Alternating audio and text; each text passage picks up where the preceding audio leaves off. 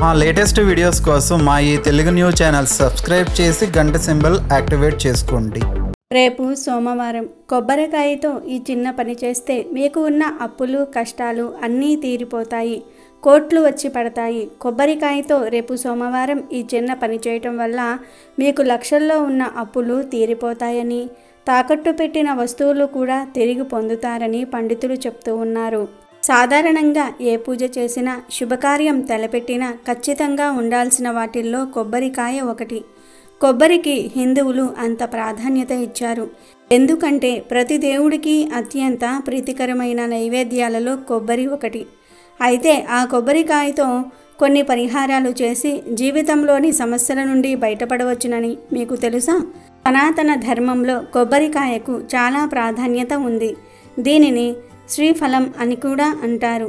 టెంకాయ లేదా కొబ్బరికాయ కొట్టకుండా ఏ పూజ శుభకార్యం ఏదైనా పూర్తి కాదని నమ్ముతారు. జ్యోతిష శాస్త్రం ప్రకారం ఎవరి జాతకంలోనైనా గ్రహదోషాలు అడ్డంకులను తొలగించుకోవటంలో కొబ్బరికాయ అద్భుతమైన నివారణ అని చెప్తూ ఉంటారు. అందుకు ప్రతి పూజలో కొబ్బరికాయ తప్పనిసరిగా పెడతారు. ఏ దేవుణ్ణి ఆరాధించినా ప్రత్యేక పూజలు చేసినా కొబ్బరికాయతోనే వారిని ప్రసన్నం చేసుకోవచ్చు. మరి అలాంటి కొబ్బరికాయతో రేపు సోమవారం ఏం చేయాలో ఈ వీడియోలో తెలుసుకుందాం. అంతకన్నా ముందు శివుడికి లేదా శివలింగానికి సమర్పించకూడని 6 వస్తువుల గురించి తెలుసుకుందాం. చాలామంది తెలిసి తెలియక శివపటానికి లేదా శివలింగానికి ఈ వస్తువులను సమర్పిస్తూ ఉంటారు. అయితే శివుడికి అస్సలు సమర్పించకూడని ఆ 6 వస్తువులు ఏమిటో ఈ వీడియోలో వివరంగా తెలుసుకుందాం. అలాగే మా వీడియో నచ్చితే లైక్ చేయండి, షేర్ చేయండి, మా ఛానల్ని కూడా సబ్స్క్రైబ్ చేసుకోండి. సోమవారం వస్తే చాలు శివాలయాలు భక్తులతో నిండిపోతాయి. అలాగే చాలామంది వారి కష్టాల నుండి బయటపడేయమని శివుణ్ణి పూజిస్తూ ఉంటారు. వాటితో పాటు శివలింగానికి ఎన్నో వస్తువులు సమర్పిస్తూ ఉంటారు. శివలింగంపై ఈ 6 వస్తువులను సమర్పిస్తే శివుడికి సంతోషానికి బదులు కోపం వస్తుందని, జీవితంలో కష్టాలు తప్పవని పండితులు చెప్తూ ఉన్నారు. ప్రతి సోమవారము మహాశివరాత్రి వంటి పర్వదినాలలో మహాదేవుణ్ణి పూజిస్తూ ఉంటారు. శివుణ్ణి ప్రసన్నం చేసుకోవడానికి ప్రయత్నిస్తారు. శివుడికి పూజ చేసే సమయంలో కొన్ని జాగ్రత్తలు పాటించాలి. ముఖ్యంగా శివుణ్ణి పూజించే సమయంలో తులసి ఆకులను సమర్పించకూడదు. ఈ పని చేయటం అశుభం. తులసి భర్త అసుర జలంధరుడు శివుని చేత చంపబడ్డాడు కాబట్టి తులసిని శివలింగంపై అర్పించకూడదు. అలాగే శివలింగంపై పసుపు సమర్పించటం సరైనది కాదు. పసుపు స్త్రీ వస్తువు. శివలింగాన్ని పురుష మూలకానికి చిహ్నంగా భావిస్తారు. అందుకే పసుపును శివుడికి సమర్పించకూడదు. శివలింగానికి నీటిని సమర్పించేటప్పుడు నల్ల నువ్వులు నీటిలో లేదా పాలల్లో కలపకూడదు. తెల్ల నువ్వులను శివుడికి సమర్పించవచ్చు. శివుడికి పూజ సమయంలో కొబ్బరి నీళ్లను సమర్పించవచ్చు. అయితే శివలింగంపై కొబ్బరి నీళ్లను ఎప్పుడూ సమర్పించకూడదు. కొబ్బరికాయ లక్ష్మీదేవికి ప్రతీక అని నమ్ముతూ ఉంటారు. ఇది విష్ణువుకు సంబంధించినది. శివుడికి కొబ్బరి నీళ్లు సమర్పించకూడదు. శివుణ్ణి సింధూరం లేదా కుంకుమతో ఎప్పుడూ పూజించకూడదు. ఇలా చేయడాన్ని శివపురాణం నిషేధించింది. స్త్రీలు తమ భర్తల దీర్ఘాయువు కోసం కుంకుమను ఉపయోగిస్తారని నమ్ముతారు. అయితే శివుణ్ణి విద్వాంసుకుడిగా పిలుస్తారు కాబట్టి శివలింగంపై కుంకుమ సమర్పించరు. పరమేశ్వరునికి విభూది అంటే మహా ఇష్టం కాబట్టి విభూదిని సమర్పించవచ్చు. పురాణాల ప్రకారం తెల్లని పువ్వులంటే శివుడికి ఇష్టం ఉండదట. ఒకవేళ పెట్టాల్సి వస్తే మల్లె పువ్వులను శివుని దగ్గర పెట్టవచ్చునని చెప్తారు. కానీ చంప, కెండ, మొగలి పువ్వులను సమర్పించకూడదట. ఒకవేళ ఈ పువ్వులను పెడితే శివుడు శపిస్తాడని, అందుకే వాటిని పెట్టకూడదని పండితులు చెప్పారు. మొగలి పువ్వులను శివుడు శపించాడని, అందుకే పూజకు వాటిని వినియోగించరాదని శాస్త్రాలు చెప్తూ ఉన్నాయి. అలాగే శివలింగం చుట్టూ ప్రదక్షిణలు అస్సలు చేయకూడదంటున్నాయి శాస్త్రాలు. సగం వరకే తిరిగి మళ్ళీ వెనక్కి వెళ్ళిపోవాలని దీని సారాంశం. ఒకవేళ తెలియక తిరిగినా పూజా ఫలితం దక్కదని పురాణాలు చెప్తూ ఉన్నాయి. పరమశివుని పూజలో ఏ తప్పులు చేయకూడదో తెలుసుకున్నారు కదా. మీరు కూడా జాగ్రత్తగా పూజకు ఏర్పాట్లు చేసుకుని వినియోగించకూడనివి పక్కన పెట్టి శివుని అనుగ్రహం పొందండి.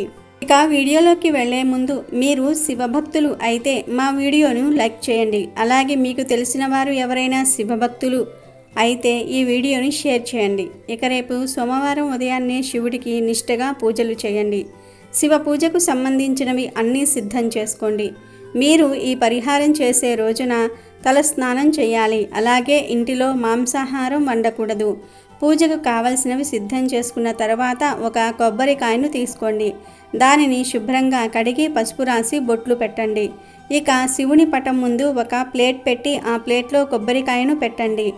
ఇక ఇప్పుడు శివుడికి మరియు ఆ కొబ్బరికాయకు కలిపి పూజ చేయండి. పువ్వులు సమర్పించి దీపం పెట్టి అక్షింతలు చల్లండి.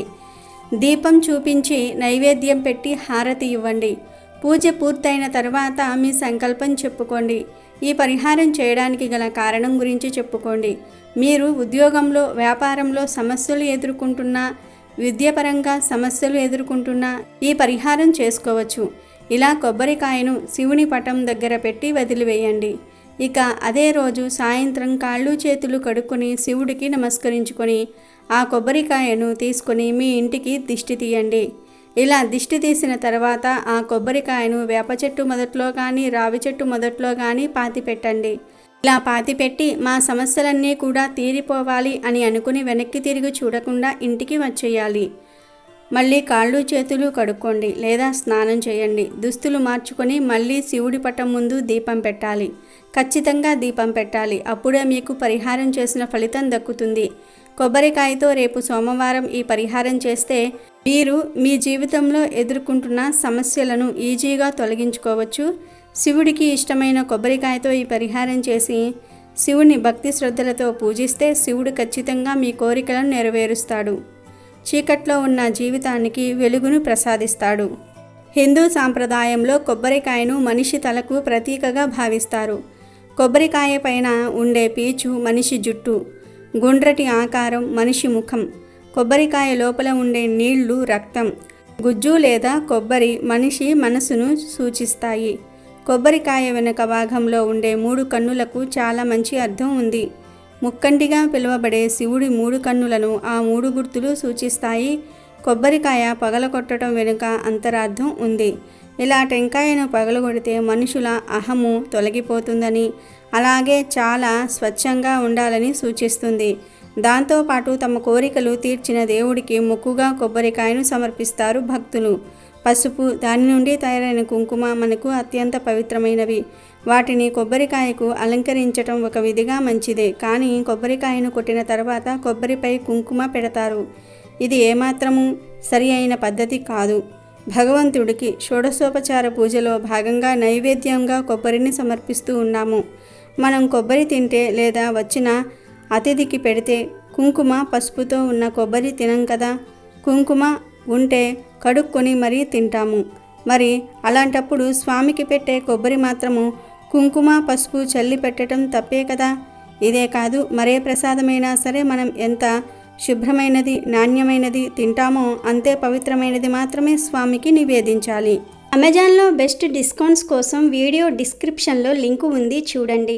అలాగే మా టెలిగ్రామ్ ఛానల్ సబ్స్క్రైబ్ చేసుకోండి.